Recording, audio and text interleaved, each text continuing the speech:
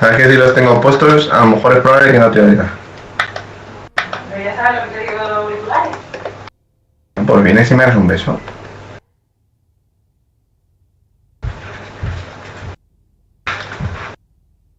Estaba hablando con mi madre un poco. Mi padre tenía fiebre, no parecía que tenía fiebre. ¿Cómo? Cuéntame. Que mi padre parece que se quería un poco de fiebre, le estaban porque le han puesto el termómetro de la frente y le daba 37,9, pero ahora le han puesto otro y le daba menos. Así que estaban ahí controlándole. ¿Hablas con tu madre? Sí, porque no sé qué coño la pasa, que está tontada, está de mala hostia y no se entera de la mitad de lo que le digo. Estaba hablando del trabajo y no se enteraba de nada. Le digo, mira, déjalo. ¿Qué te decía? No, porque le comento cosas del trabajo y me sale con otras cosas, o que no se entera de mis a la mitad. Está un poco aturrullada. No saben nada de mi hermano, habló mi hermana con Muriel y decía, no, que por esto tú Elena de Gustavo que está que Elena está muy estresada. Y dice mi hermana, yo no te he dicho eso. Dice, tú sí me has dicho eso. Dice, te dije cansada. Dice, si es que al final la de pocas entendedoras soy yo. Andaba también ahí un poco resquemosa de mal humor mi madre.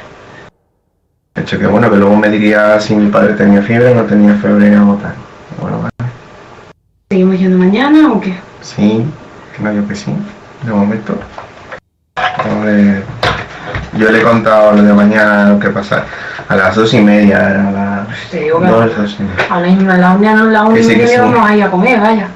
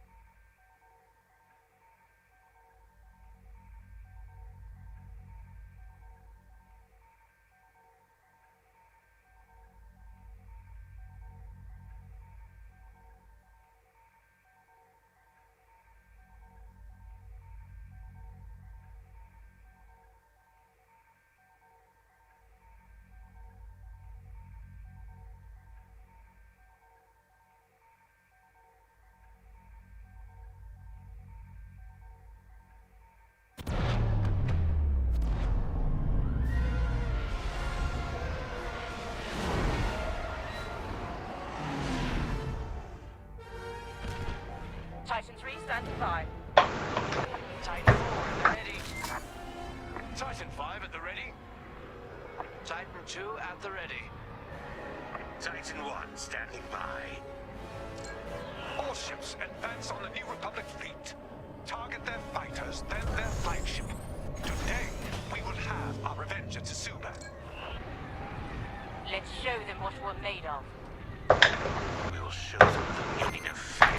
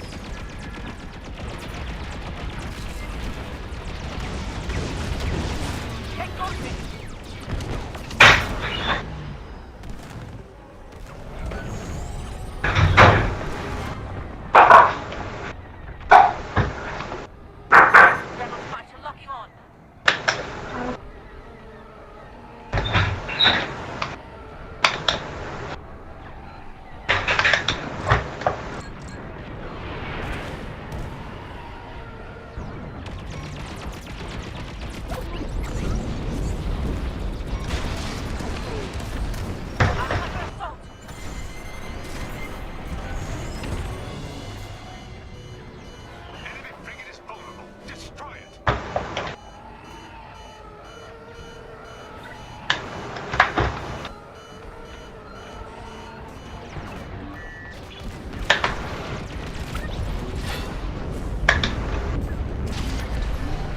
Enemy locked on. Superb. You've destroyed an enemy frigate.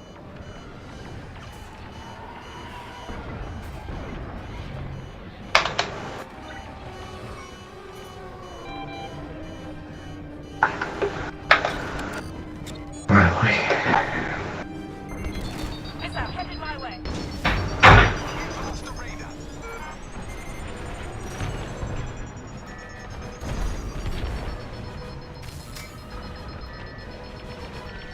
Turn locked on. We're losing momentum. Step it up, Squadron.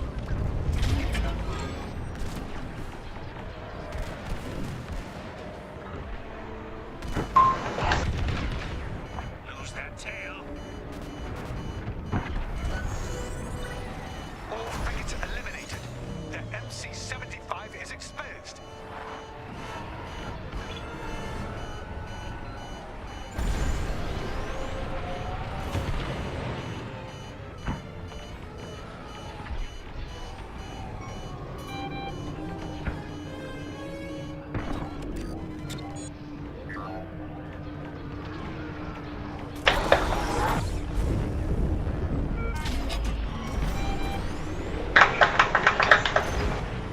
Pretty good.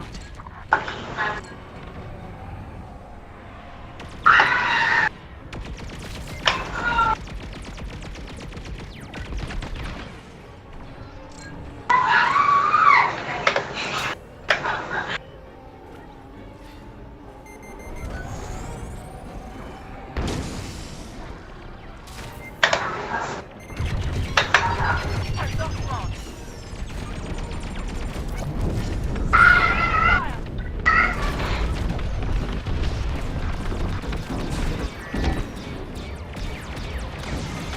Incoming missile.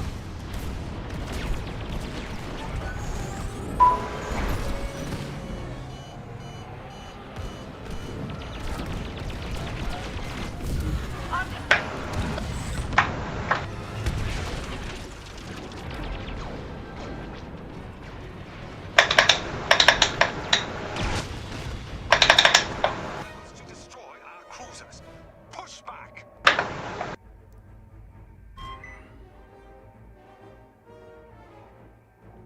Ready to fight.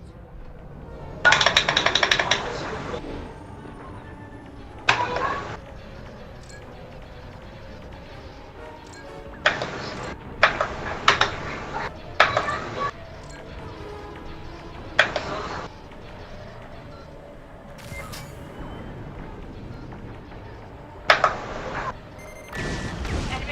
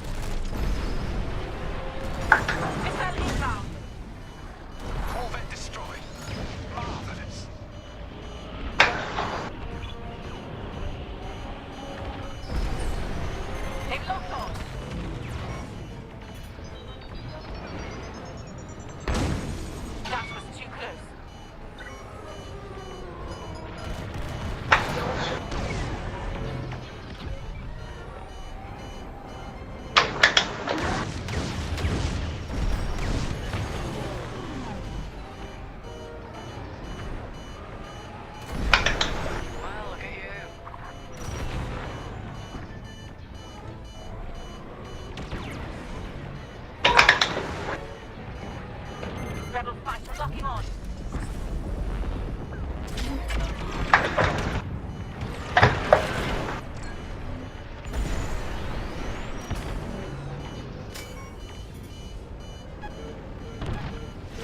Rebels are falling back.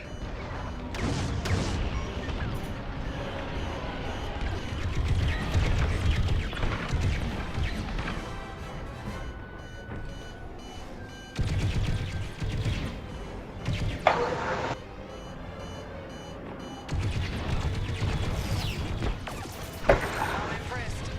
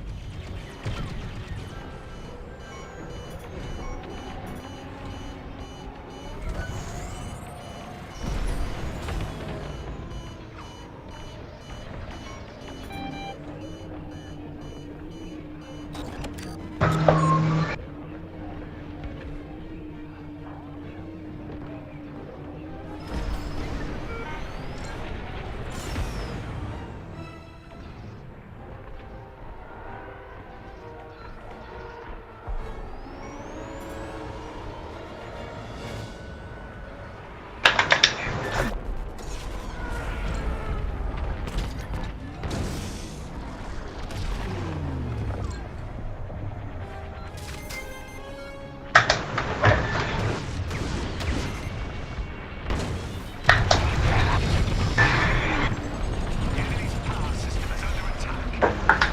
The enemy power system is destroyed. Attack the new breach point. Being scared by a tractor beam.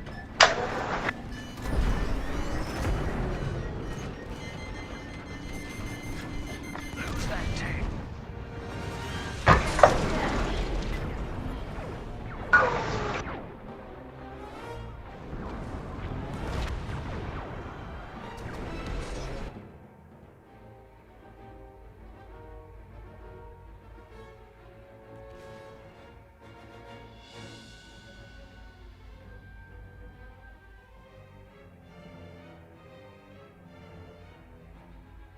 The enemy has restored their shield status.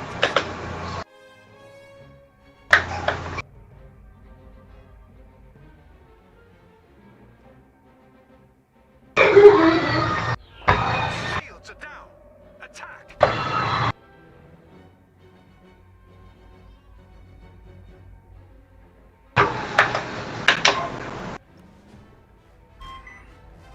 I'm on my way.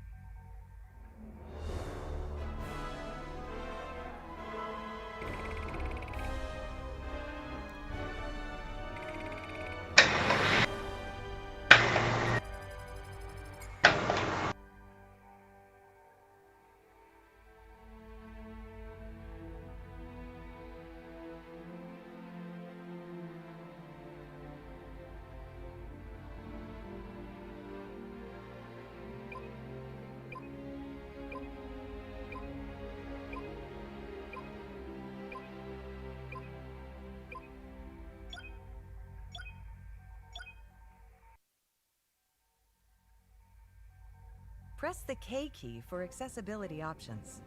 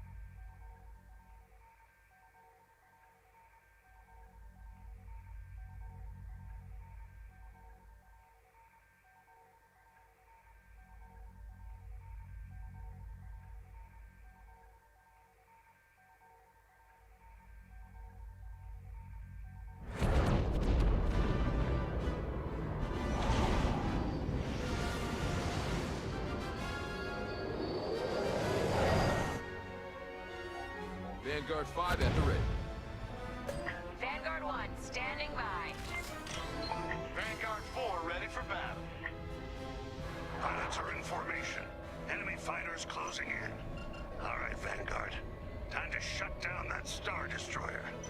May the Force be with us. I'm gonna outfly every Imperial pilot out here. Follow my lead.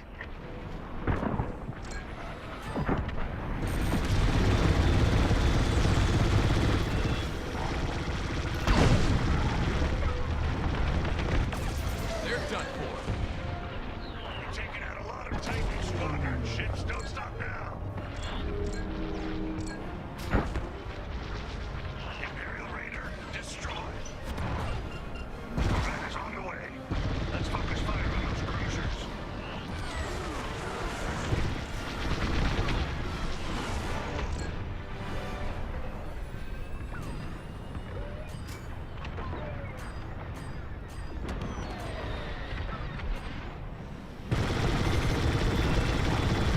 I'm on your side, right?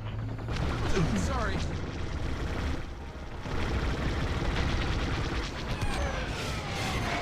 Missile inbound!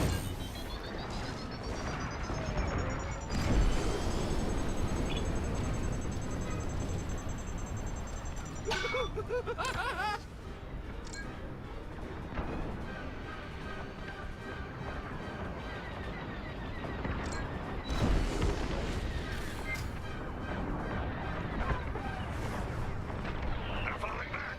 Push forward. Enemy's got a lock on me.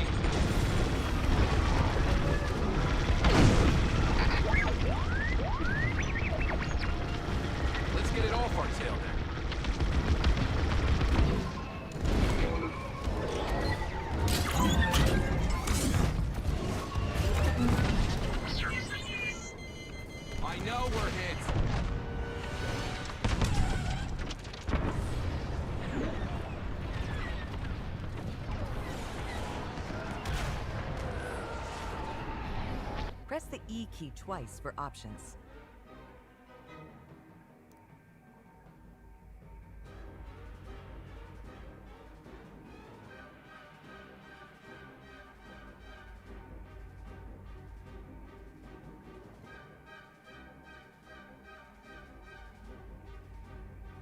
Empire took out our Corvette.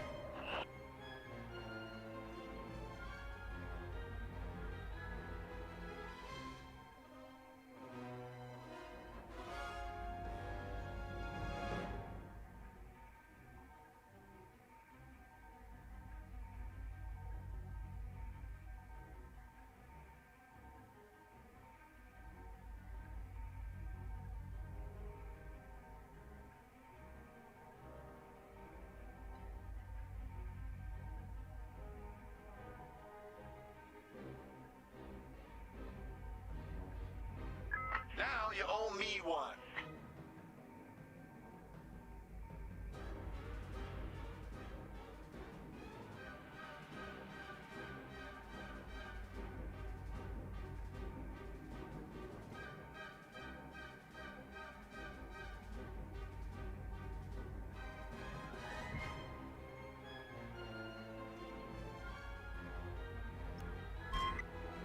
Squadron, I'm headed your way. Imperial cruiser is on its last leg.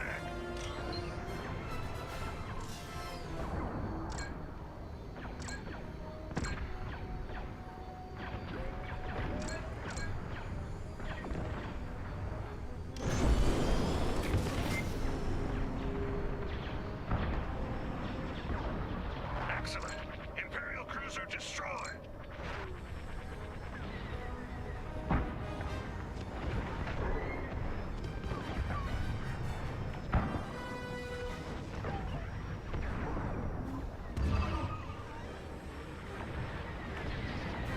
Lose that tail.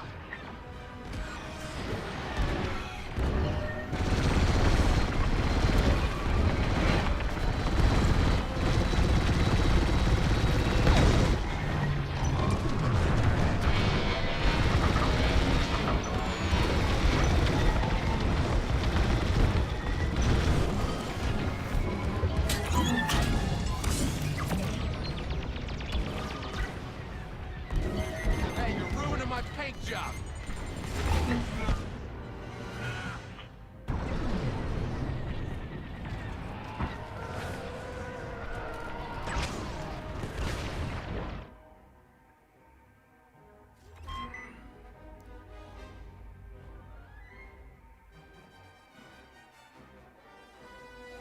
What would you do without me?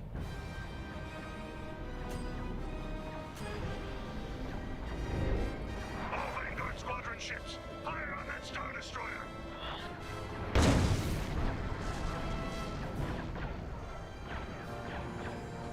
Regroup.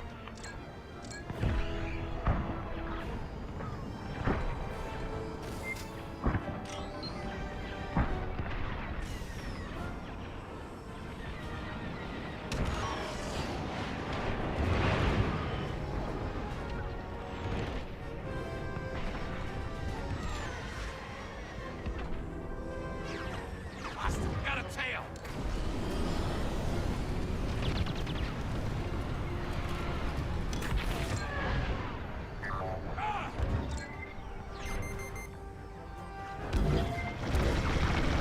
They locked onto me.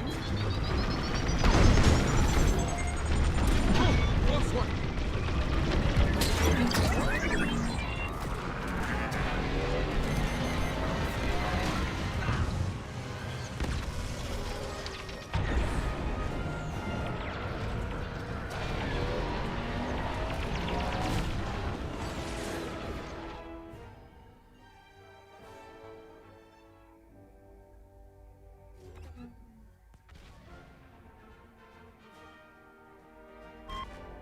You thought I wasn't gonna show up?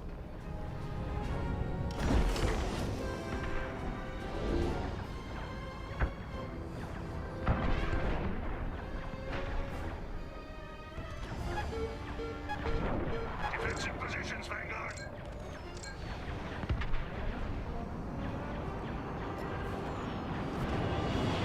Defensive positions.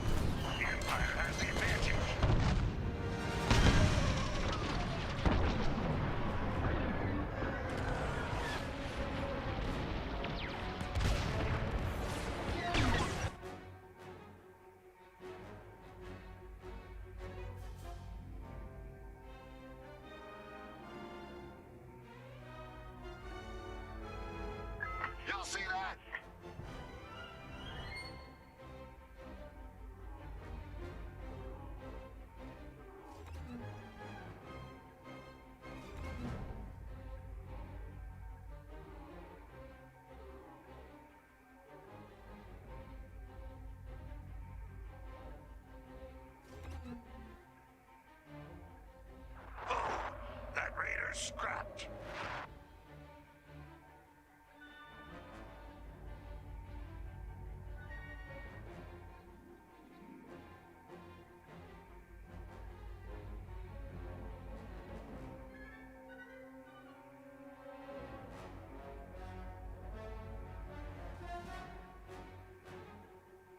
We've got an advantage.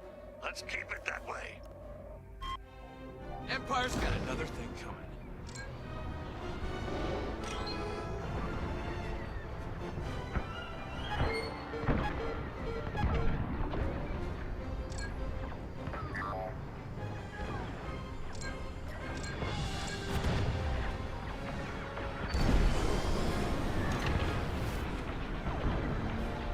Together, Vanguard.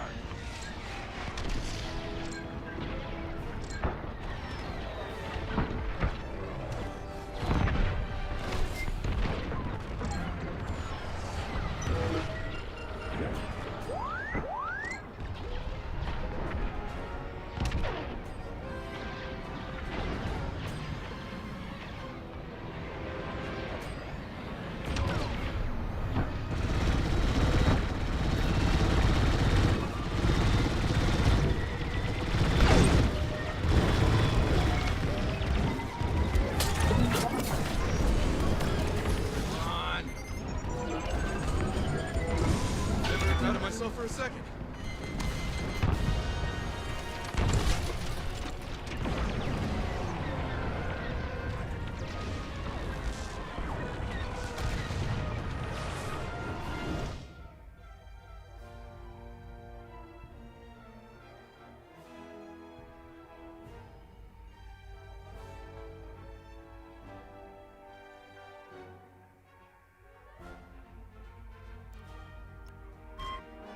Engine's hot. I'm on the way. Enemy shields disabled. Attack that Star Destroyer. The Empire took out our Corvette. Keep hitting their power system.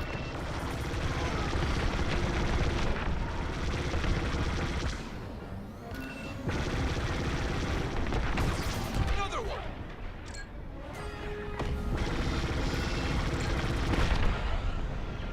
That's it for the power system.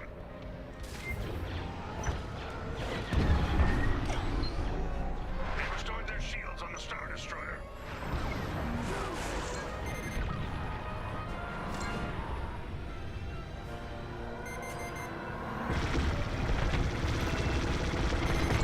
Missile headed my way.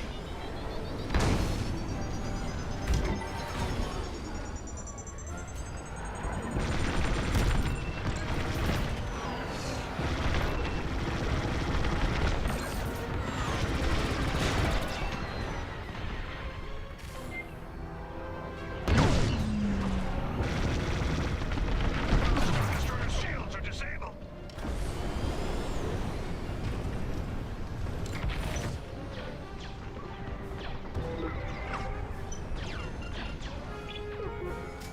They're tailing me.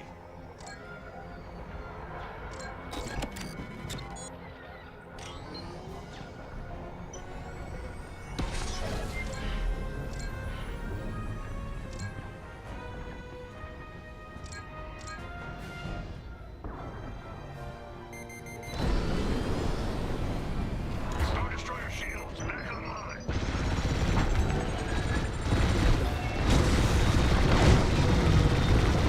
They disabled their shields.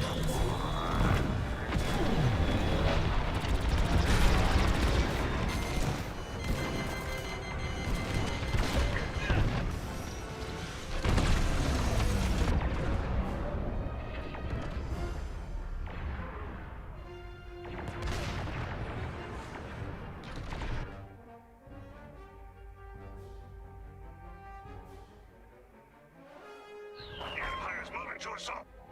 Alpha's on the way. We've taken out their targeting system. Vanguard, defend our frigates.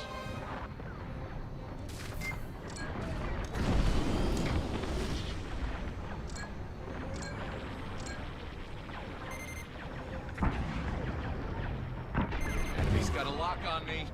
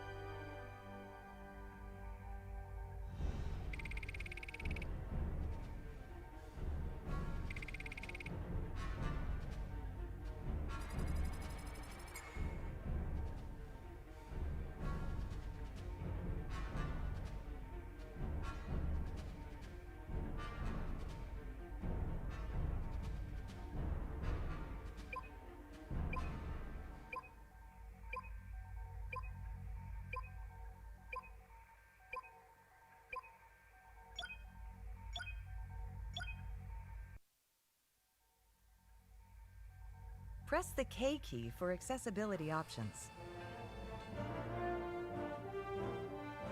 Choir and instrumental director. I've been a solo organist. I performed in 9 states and won awards. Press the K key for I compose, accessibility and options. I've specialized in Gregorian chant and early music, as well as modern music to some degree. So I was interested in reaching out to you because of your video from a week and a half ago or so, where you were talking about, you were watching a video by Adam Neely, and he was talking about music theory. Yeah. Yeah. And I was curious, what parts of that video would you say you agree with? Because he had a lot of things to say about the whiteness of music theory that I'm not sure I would completely agree with. I think that when it comes to the study of a lot of art, not just music, we tend to have a very Eurocentric view of it. And I do agree that when most people talk about music theory, you're most likely talking about like the 18th, 19th century practices of like European musician and composition.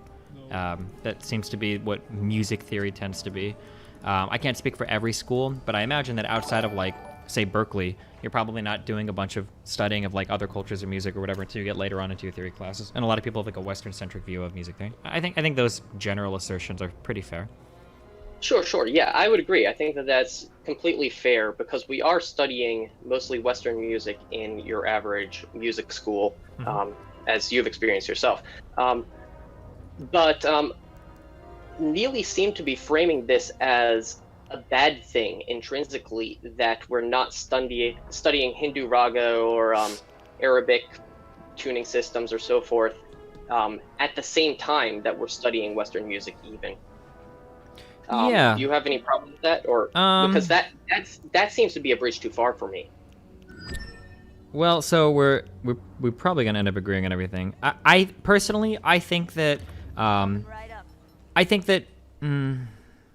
do I think? Oh shit, I don't have a strong opinion on this. What I wanted to say was I think that 18th, 19th century Western composition and theory is a good place to start to give you a foundation for understanding music, but actually I don't even know if that's true. But I mean, it's probably good to start somewhere. You probably don't want to start learning like, oh, today's your first day of music. We're going to learn about 17 different types of intonations. We're going to learn about 52 different types of scales. We're going to learn about like that. Probably wouldn't make much sense. You'd probably get pretty overwhelmed by that. Exactly. Yeah, no, I would definitely agree with that. And I think that is in the direction that Neely was proposing, which is one issue I had with what he was saying there.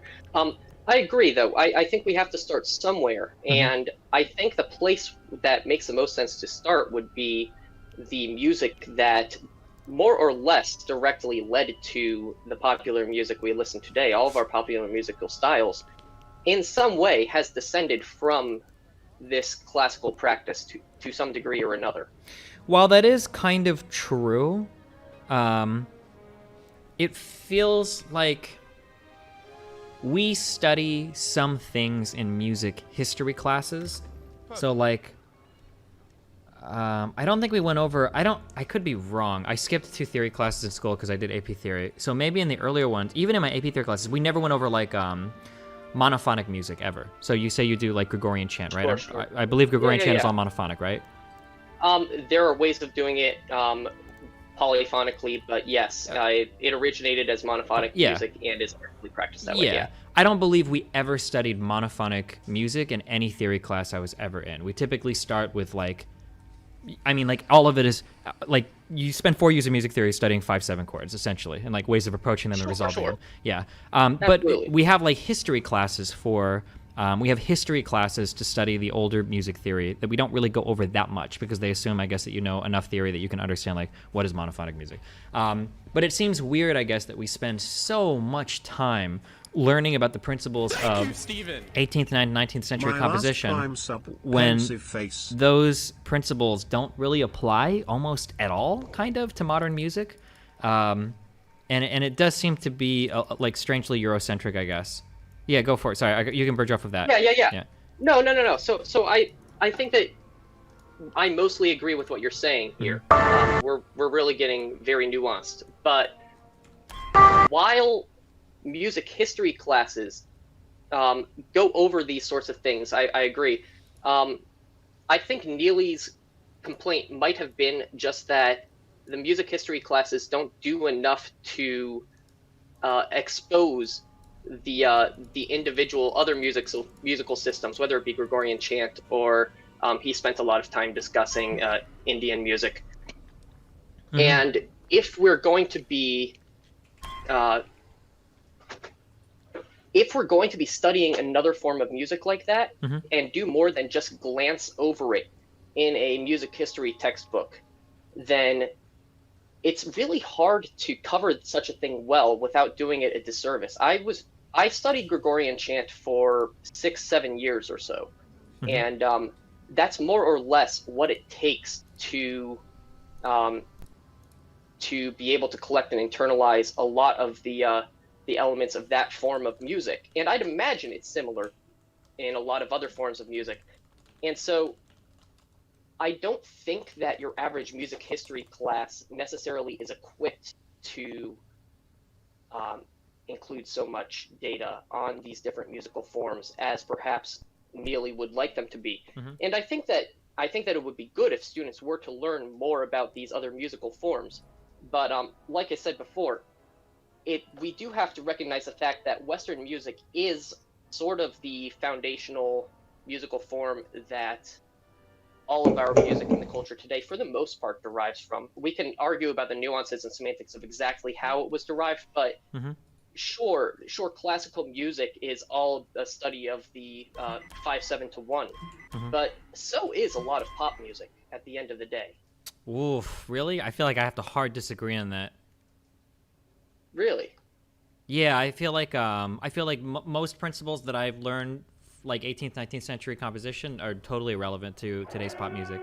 In fact, I don't know if you ever hear dominant 7. By classical standards, I almost feel like pop music today, some of it might even be considered atonal, because you lack any of the necessary cadences or resolutions to actually establish a key, right? Like your strong establishment of a key is usually some form of cadence where you resolve a dominant to a tonic, and those resolutions just don't exist in popular music today, no?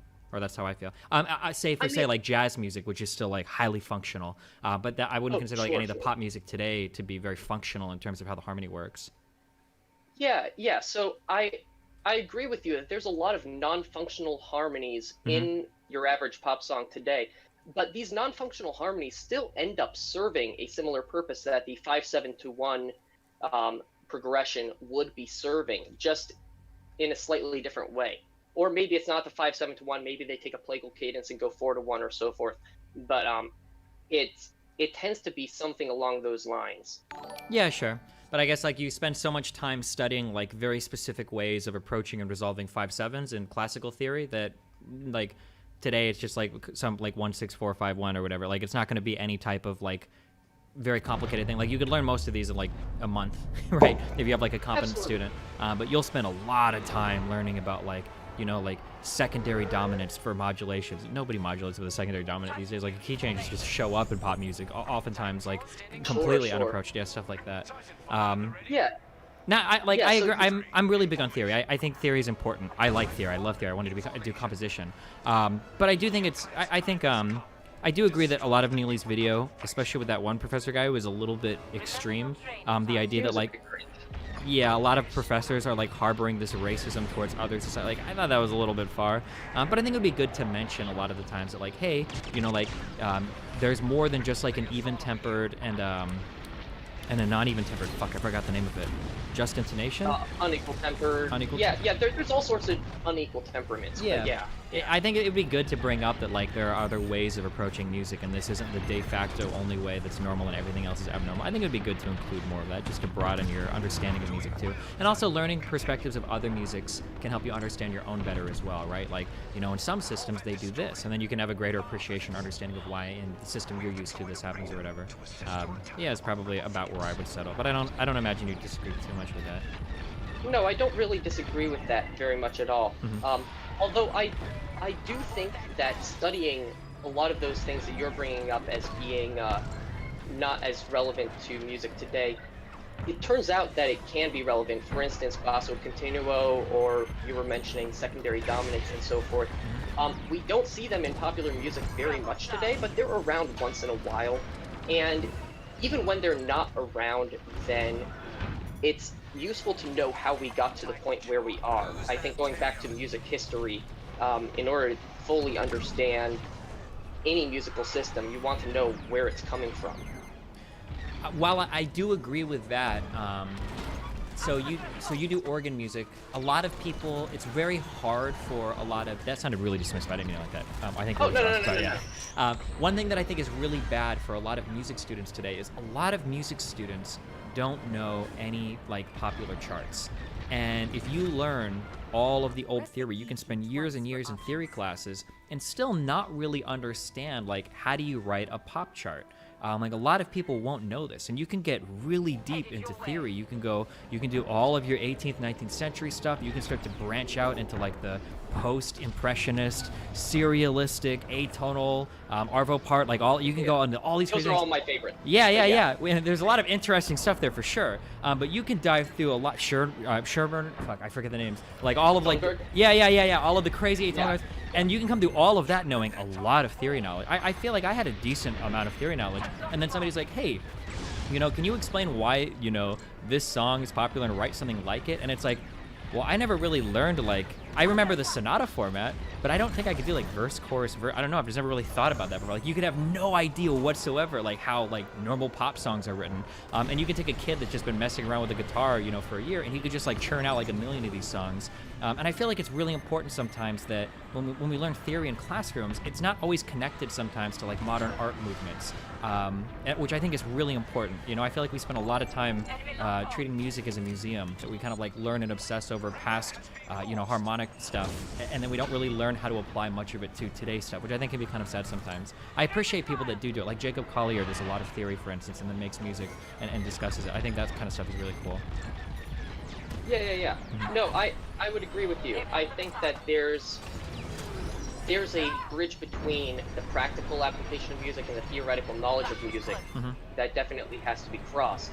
And if you only have theoretical knowledge of music, then what you're doing in music is going to be very incomplete. I think, though, there's also a point where if you don't have theoretical knowledge of music, once in a while you can have a child prodigy of some sort that can come up with the next greatest pop hit, your William Eyelashes or whatever. I don't know pop music, but that's its own special case.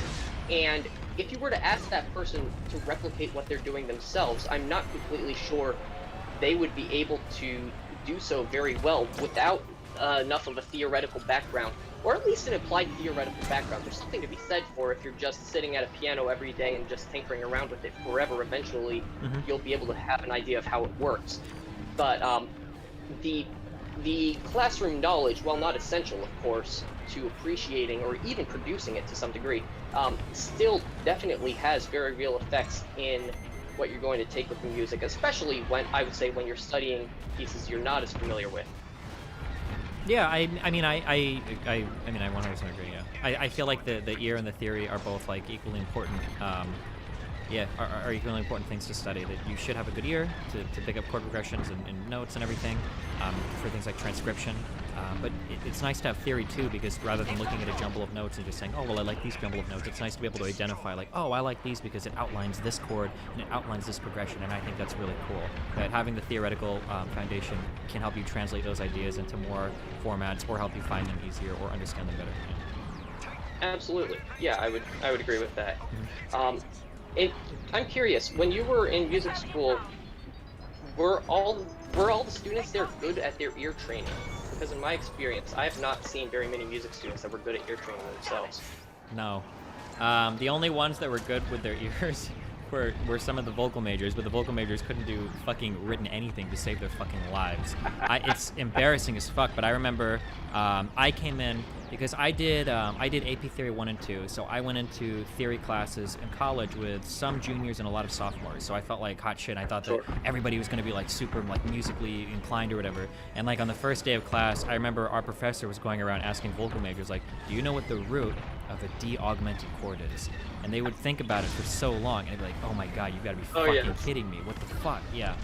Yeah, the ear, unfortunately, I feel like when it comes to theory, like music theory, the only reason music theory exists is because it's supposed to explain things that hit the ear.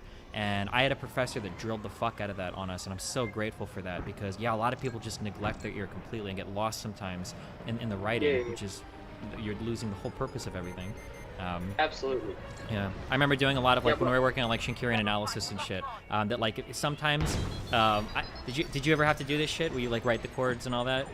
I studied Schachter's book, I believe. So I didn't study Schenker himself, but I studied Schachterian analysis, which I assume is the same. Probably similar, yeah. But there'd be times where you're analyzing something and you're writing shit that just can't look right. Like you've got like a 3 augmented 7 chord going to like a 6, and you're like, I fucked something up. I missed a key change or something. And oftentimes like the temptation is to go back and analyze every note and try to figure out like what the fuck. But if you actually like, if you have the piece available to you, if you just play it, like usually it's just like, oh, hold on, holy shit, this is just resolving to this. Like it's just like I hear this, it's so obvious what's going on, and then you can go back and you can analyze based on what you hear. And I feel like a lot of people kind of miss that. Yeah. Yeah, no, I would definitely agree. I think honestly that's part of the flaw in our general society at large, that we don't really discuss the mechanics of music with people in general as well as we could. I think if we had music classes in elementary schools, high schools even, I started taking piano lessons since I was 7 and have been singing in choir since I was 9 or so, and I'm really grateful for that because I was able to get into college and actually feel like I knew something instead of being a complete beginner like the rest of those guys. Yeah. Because it was embarrassing, honestly, to sit there and listen to them try to match pitch with the piano. Oh man, yeah, and when you're in college, you should be singing at least like intervals and shit, not matching pitch, yeah. Absolutely. Yeah, it's a lot of secondhand embarrassment there. Yeah, I'm a little concerned if that's the best music students we can get, what we're doing with the rest of the people in the world. And I wonder if that's part of the reason why better music isn't as prevalent in the world today. Whether if people actually understood music better, whether they might be willing to listen to better music once in a while. And of course, everybody consumes junk food, but... Yeah, I mean, I think it's a combination of things. One thing that is kind of like true of like every art form in the universe is that like once something becomes commercialized and once you have the technology to pump this out to as many different customers as possible, you typically want something that is as easy and accessible and palatable to as many people as possible. And I think that that's kind of probably led to the, like, it's heavily influenced the way that we consume media. Like, if I have the choice between, and I'll admit, I fall prey to this myself. I'm not saying that I'm above this. Sure. But, like, if I have the choice between putting on, like, 20 lo-fi hip-hop playlists or whatever versus listening to a piece of music that is kind of challenging, but I might actually have a great appreciation for, it's way easier to just throw in, like, the lo-fi hip-hop and be like, oh, fuck it, this sounds nice. Like, this is my major, minor, sevenths, it's good, and then be done with it. As opposed to, like, challenging yourself a little bit with music and then coming away with, like, a deeper appreciation for something, yeah. Yeah, no, I agree. I mean, I'm going to be honest, I don't actually listen to music whenever I'm actually trying to get something done, because I find I will either pay too much attention to the music or be mad that I'm not paying more attention to the music. Mm-hmm. So I definitely feel you there. But even so, even if we want to have music be a common denominator sort of a thing, don't you think that that denominator could be increased if we were to improve people's understanding of music in that way? I'm not saying that everybody has to be a musical prodigy in their own right, of course, but if we were to give people some exposure to some of the good music of the classical tradition, even of other traditions, I'd be happy to hear people learning about raga in schools. Mm-hmm. But I mean, the problem is just that, like, at the end of the day, because of the way that our society and economy are structured, we have to look at like what's going to happen economically. And right now, if you're going to make an investment into something and you want the greatest return on your money, and you're just a normal investor, like, you're putting your money into the things that are going to be as pleasing to as many people as possible, right? Like, it's very, very, very rare that you get like a perfect piece of art, not perfect, but something that is like, oh my god, this is so good, and every single person can like it and appreciate it. A lot of this stuff is like fairly niche, and it's not ultra appreciable to like every single person listening to it. But like if you're like a capitalist looking to make an investment into something when it comes to art, like I mean like a really really really good example of this. I don't know if you watch a lot of movies, but the film industry is a great example of this. Yeah, Marvel movies are such a safe bet. Put superheroes on the screen, do like Avengers and put lots of superheroes on the screen. Absolutely. Like how many? Absolutely. Yeah, and because these are safe bets and everybody likes it, it's easy to watch it. It's none of the content is very challenging. Like you don't have to think about it much. It's just you turn your brain off and you enjoy it for a while, and that's where all the money goes. If people appreciated more content, I don't know if that would change the behavior of like the market much. I would hope it would. It'd be cool if it would. I'm just not 100% sure. Yeah. I'm just envisioning a world where, to use your example, let's say everybody were to understand French 1930s filmography really intensely, at a level that people in the world don't right now. Don't you think we might see more movies in a similar vein to that? You know, I think that there could be some cross-pollination there if we were to culturally prioritize a little bit more the study of high art.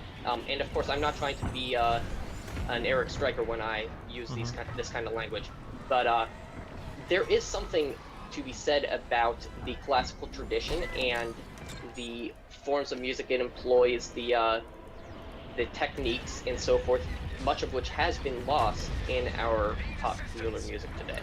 Yeah, possibly, and I would even say like I don't know if we'd fight over this or not, but like I don't think you even have to go necessarily that far back. Like I would argue, for instance, that a lot of the prog rock that was coming out of like the 80s and the 90s and even the early 2000s, a lot of this is compositionally far more complicated and intricate than a lot of like what is kind of like pop music today. Like I like listening to Billie Eilish's shit because it uses chord progressions I like, but that material is far less challenging to me than like a King Crimson album, or even like a Pink Floyd album or a Rush album. Like I would say like a lot of, I'm sure that other people disagree, but I would say like prog metal and prog rock were probably compositionally, to me, the things that kind of push the boundaries the most and were the most challenging, but were still enjoyable to listen to. Yeah. Yeah. No, I think that that's completely fair, and I have I don't actually listen to that much prog rock myself. I have a number of friends who do and who have recommended it to me as being similar structurally in that way. So I definitely think that can be a good reflection of sort of what I'm proposing for society, if I may be so bold. Yeah, I think a lot of it, you'd probably like it. Initially, I kind of didn't like it, and I'm kind of back and forth on it. Oh God, is it Andy Grohl? He was like the drummer of Nirvana, I think. Oh God, what's his name? Or Foo Fighters? Sorry, Dave Grohl. Oh yeah. Yeah, he's got like a speech where he talks about how like the difference between like the, is it Grohl? I don't know how to pronounce his name, sorry. The difference between like how musicians used to work like 20, 30 years ago is usually like people pick up instruments, they start playing, they enjoy it, blah, blah, blah. And then they, they form bands and all this stuff would happen versus today, everything is so much more commercialized. And is so much more like created for mass consumption, and you're trying to find these really young pop stars, you're trying to give them the most inoffensive singing voices possible, and then you give them the most inoffensive songs as possible, and that like that difference in terms of how music is created kind of affects our end products as well. It's really hard to find people that are willing to break the mold really hard, because to find investment for them is just difficult as well, because people just want what's going to sell the most records. That's definitely fair. So what you're saying is, for good music to thrive, we need to abolish capitalism. I mean, I think capitalism is a really good way of making money and allocating funds to things that need funding. Absolutely. But I think that people, like, I live in a capitalist world, but my content is not like capitalist. Like, I think people should be a little bit more willing to branch out. Like, don't be a consumer, I guess is what I would say. Consumerism is very cancerous. I don't know if it's necessary for capitalism to survive. Maybe it is, in which case we have to get rid of capitalism because it's destroying the arts. But yeah, I would say that like the hyper-capitalist drive to maximally profit off of every investment is very counterintuitive to how art should be, right? Like art should be a ton of failure and a ton of horrible, boring shit and a lot of experimentation. And these are things that you don't want to do with money. You don't want to experiment with money or fail a lot. Yeah, you just want like the easy investments that get you the highest return, which is what we don't usually want with art. And the good thing about music historically too is that it never really was about the money. It was always commissioned by rich people who had so much money that they could just throw it around, and they were able to privately fund all of the things that we really need now. Now that we're in an age where crowdsourcing, crowdfunding, or finding a particular niche audience, one or the other, is really required, the niche becomes more niche and the popular becomes more banal in a lot of cases. Yeah, and then I wish something kind of along that vein. I had a conversation with a guy that talked a lot about the difference between. Have you ever heard of the terms cultivated or vernacular music? Yeah. Yeah. So what you're talking about is the. That was a good talk on your end, not on his, but. Oh, okay. I mean, I found a lot of what he said interesting, at least. It gave me new, a new understanding of like why we remember certain pieces versus, so like comparing the cultivated music of the 1800s to the vernacular music of today isn't necessarily the fairest of comparisons. But one thing that I think is kind of half interesting and half sad, I don't know what kind of music you play or enjoy playing, so this might be incredibly insulting. But I think it's really sad that when we're putting public funds into music, all of it is just going into music preservation and music museums rather than like trying to create like newer forms of like cool shit. That's something that has always really bothered me. That like all the public funding that goes into music is like, let's play this, Bach symphony like for the trillionth time, or let's play this, Beethoven thing for the trillionth time because everybody recognizes it and likes it. And it's like, okay, but like, I mean, like music is a very living, breathing thing. Like, couldn't this money go into like creating like new form, like commissioning some new cool shit? Like, it should be possible. Yeah, and that's a really difficult question too, because of course, in today's consumerist culture, we do want to make sure that the old standards are still played, so that people will still keep pumping money in to hear the sort of thing they already know they'll like. And the classical canon, while not having standards quite as strict as jazz or even barbershop, there still are a number of pieces like Beethoven's Fifth Symphony that are universally noted as being great works of the literature. Someone gives updated testimony that viewed delivery of aid package as contingent upon Ukrainian government making statement reopening the investigation into Burisma as desired by the president. And so that supposedly happened. He made that statement on the 5th, but this supposedly happened on soon before the whistleblower.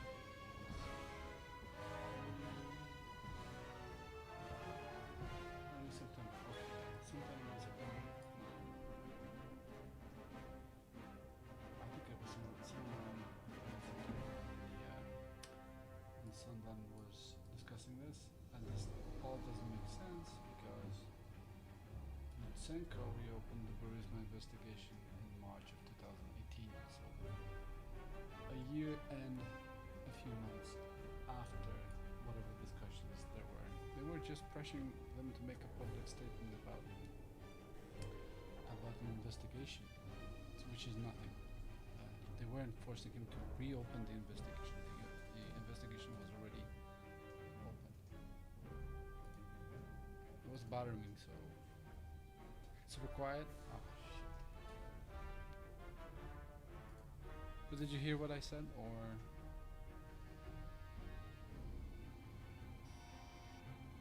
How about?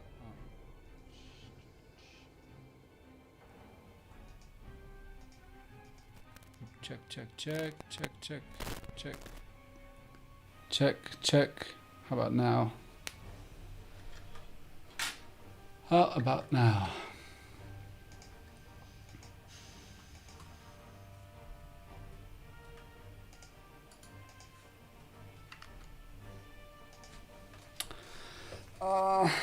TDS.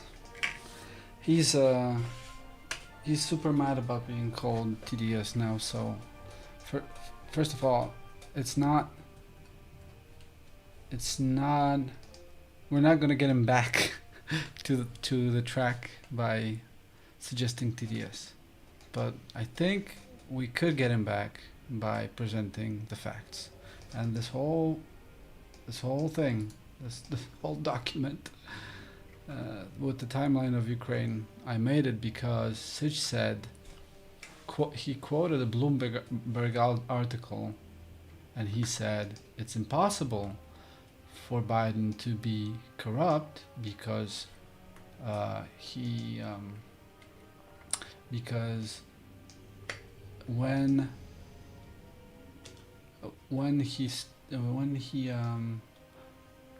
he was saying whatever he was saying about influencing Burisma, about firing the prosecutor, his son was not on the board already, and this is not Sitch's fault that he was saying this. He read a Bloomberg article that said this, and I did a stream with Sitch and Nuance Bro where I went over the timeline and said no, that's not actually the case.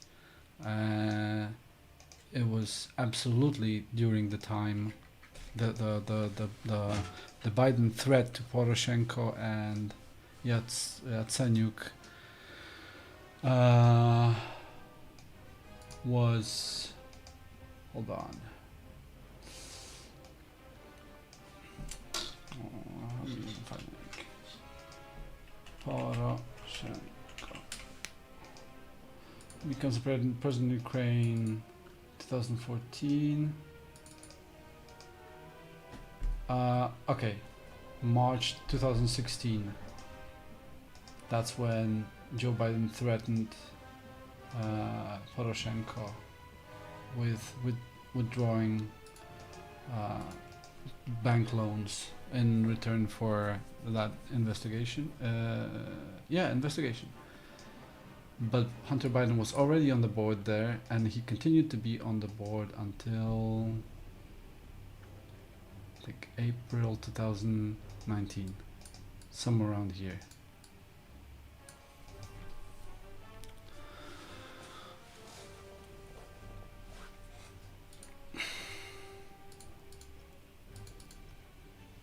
Does that make sense? So I was able to get Sitch off that track, but he's still holding on to two more articles that are not exactly. I don't think they show what he thinks they show.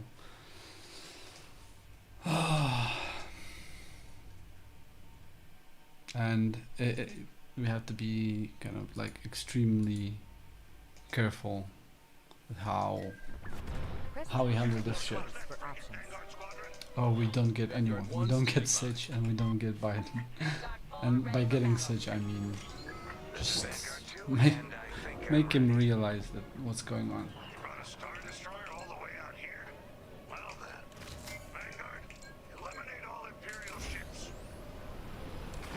Everyone strapped into their safety harnesses? Good reminder.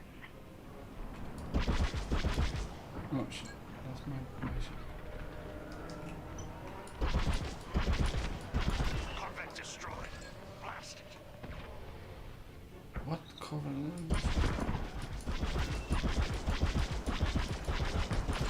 Give me a real challenge. Jesus, this shit kills. Fire's gearing up to go on the offensive.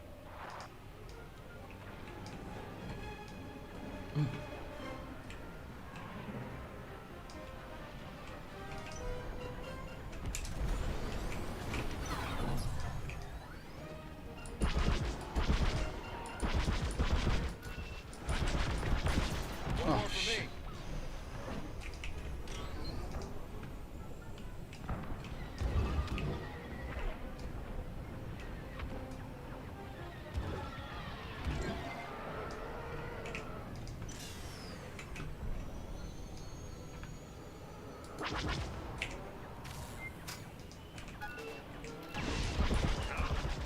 Lost too many. Defensive formation.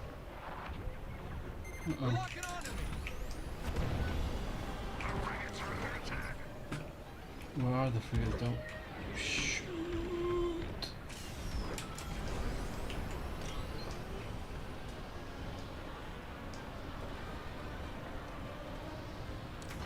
I think my game is gonna get fucked now.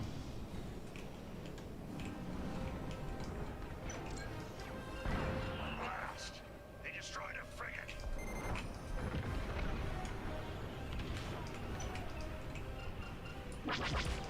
He's got a lock on me. Fighter on my tail.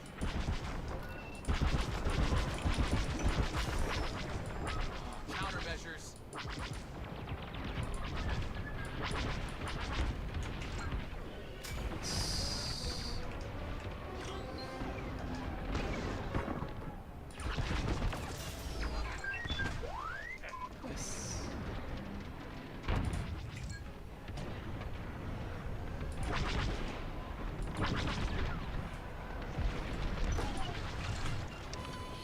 How did I not hit him?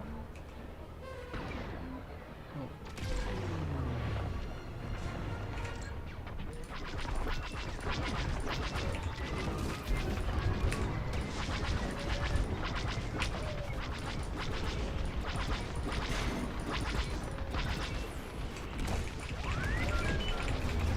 Let's get it off our tail then.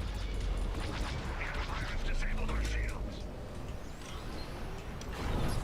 We took down a raider.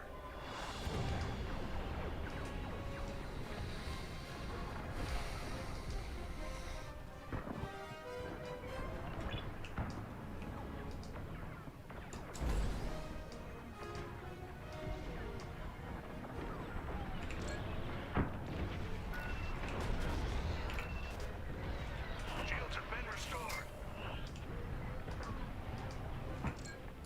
We've got an advantage. Let's keep it that way.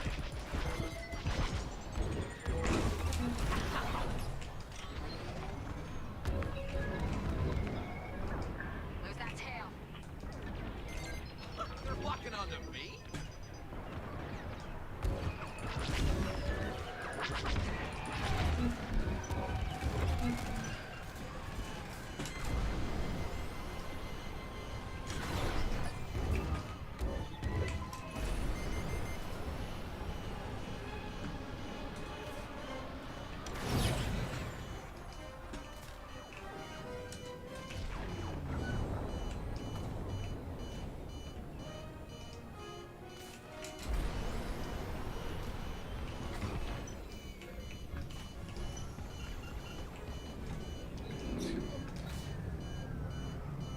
My finger door. Enemy shields disabled. Attack that Oh, Star I'm on Destroyer. the top of the ship. Come on! Oh.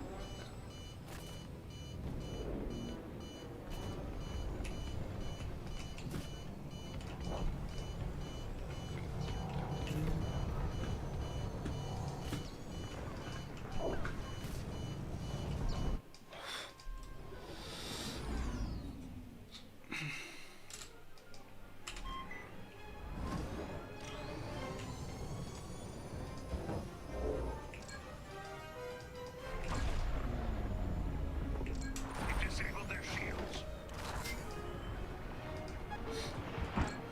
Oh no.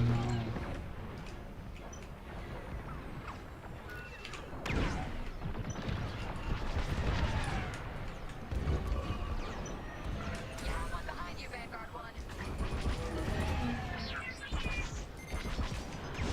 Hey, I'm not dead.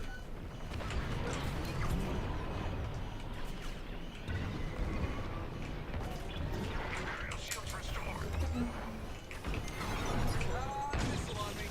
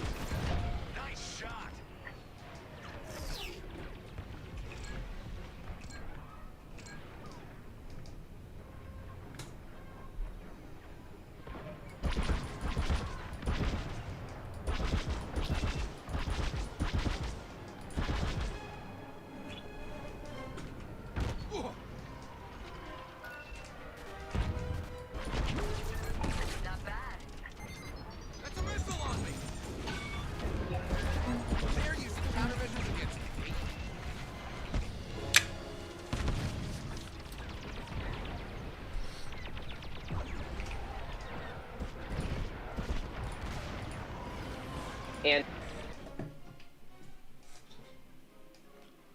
there's a lot of stuff missing even in the historical record that would be very good to hear more of, to say nothing of new compositions, which I would be a big advocate for as well. But the difficulty there is finding that balance in society where we can have enough of both to satisfy everybody. And I think a lot of the problem really is just we don't have enough of either. And if we were to increase the overall amount, perhaps we could improve the overall quality and the general balance there. Yeah, maybe, yeah. Yeah. One thing I'm working on at my church right now is we're trying to get a performance schedule set up for next summer to have a bunch of people come in and perform all sorts of new music, old music, but to get as much of that music out there as possible, because I do think that that is one of the important things that we need to do to make this this classical music scene actually more relevant and more broadly accessible. Yeah, I'm really happy that in the jazz scene now, we're starting to get a few new popular jazz groups. I don't know if you've heard of Snarky Puppy or Bad Bad Not Good. I'm honestly not knowledgeable about jazz at all. Gotcha, yeah. It's one of my biggest flaws as a musician, I consider. One of my teachers is an excellent jazz pianist, and I admire him greatly, and I've always wished that I could get to that level. But you said Snarky Puppy. Yeah, Snarky Puppy and Bad Bad Not Good are they're new groups, but they do jazz, but it sounds like very like modern. So I think that's really cool.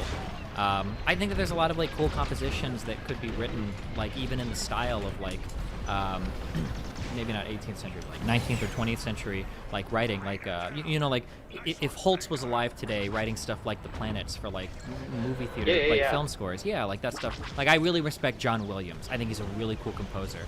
But I think I almost said Zimmerman. I think Hans Zimmer, represents like our shift towards more like inoffensive, background, ambient. I would agree.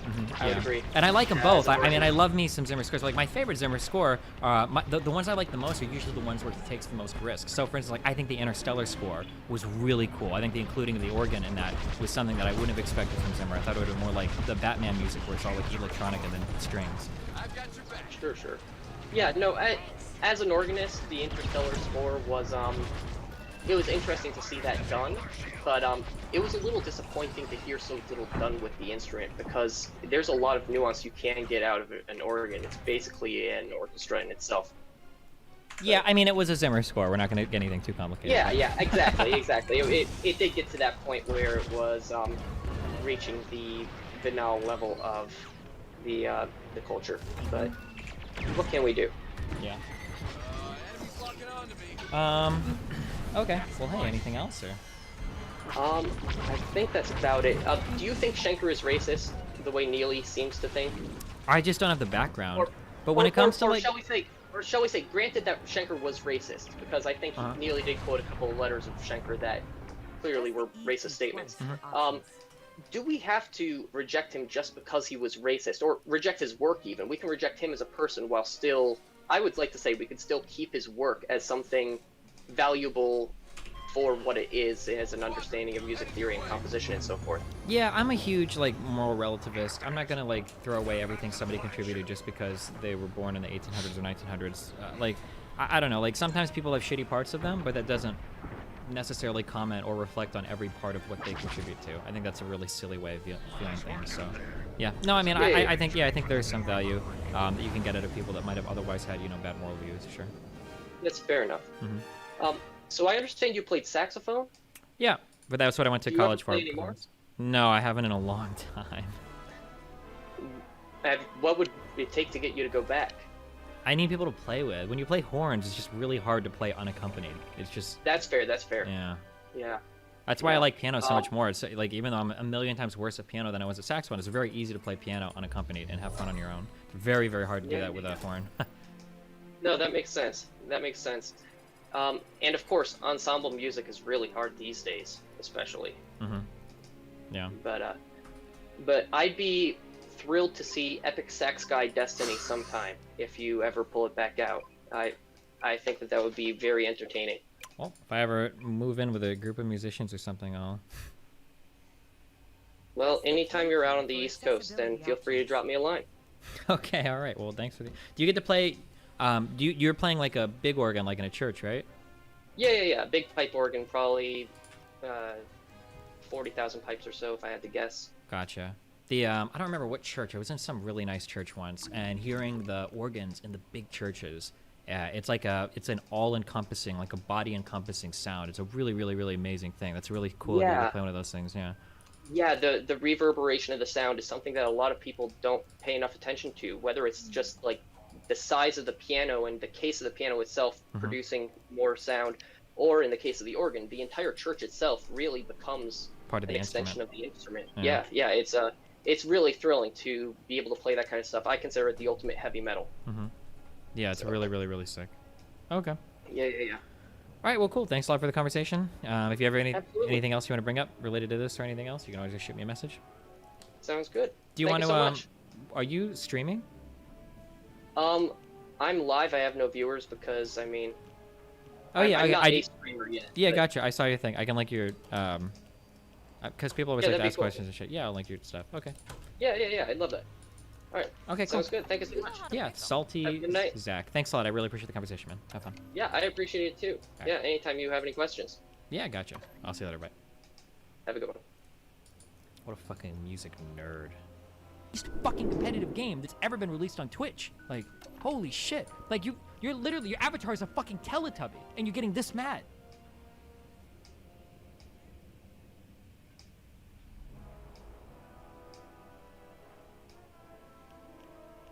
Like level, like base around that, and that's what trains the association. There's also like really interesting stuff when it comes to exposure therapy of this idea called spontaneous I think it's like spontaneous regression, I think it's called. Yeah, where essentially people like who have